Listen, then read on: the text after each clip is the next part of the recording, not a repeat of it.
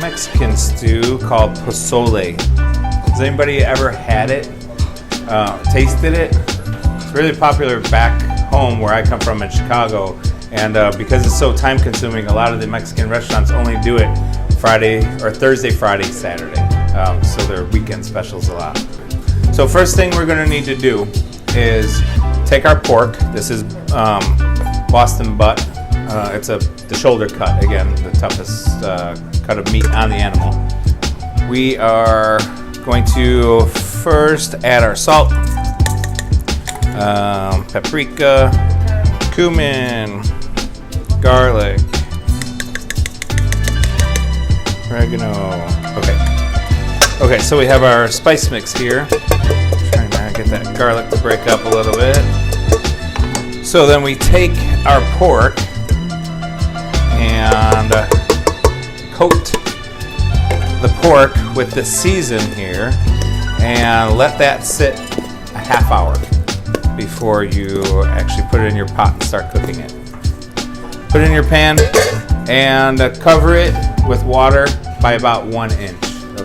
Drop it down to a simmer and simmer it until the pork is tender, which takes about 2.5, sometimes 3 hours. What a lot of recipes won't tell you, and you can end up with a really watery pozole. If you don't do this, this is what I recommend.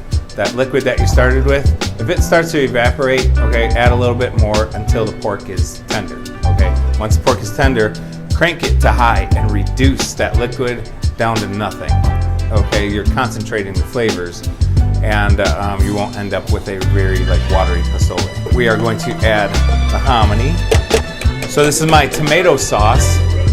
You can buy it, you can make it. I had a chunky tomato sauce, and I took my hand blender and I pureed it because I want a smooth sauce, okay?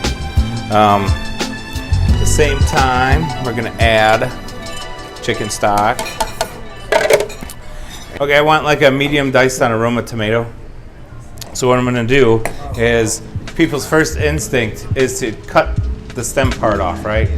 Well, don't do that. Leave it attached. And okay, make my first cut like this. I'm gonna roll it. Okay, so now I have 2 cuts, 4 pieces. But it's all intact because I left that on there, right? Okay, so I have 4 halves. Now I'm gonna turn those 4 quarters into 8s, okay? By making 2 more simple cuts. See it? Still all intact. I'm gonna minimize your knife strokes and time by doing that. See that? Now this piece, you lay it flat and maximize, get the most yield out of it by trimming around the little stem part, and that's all that you're left with. And you can use the actual blade as a scooper. So these in there. Here's your onion.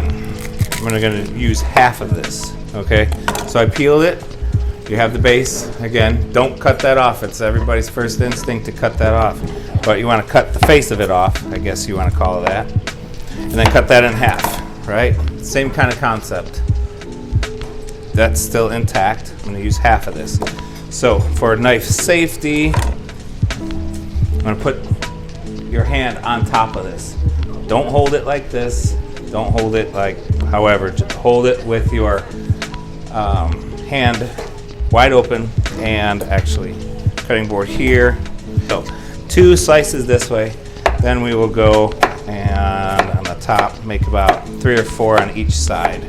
And again, see how nice and uniform everything is. Pinto beans. Yes, and the garlic and the cumin. Okay, all the ingredients are in.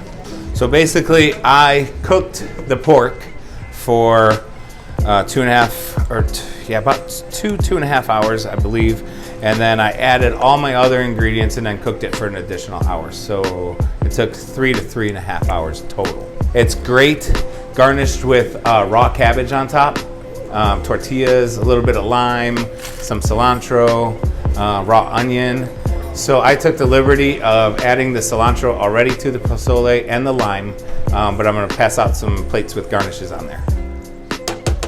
All right, Sarah, it's all yours. I'm gonna take this off and help you.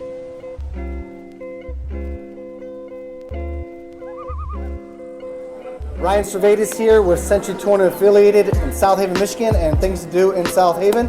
I'm here with Chef Joel and Chef Sarah, and this is our 4th installment of cooking sessions, and today we did stew. Joel, why don't you tell us what you like?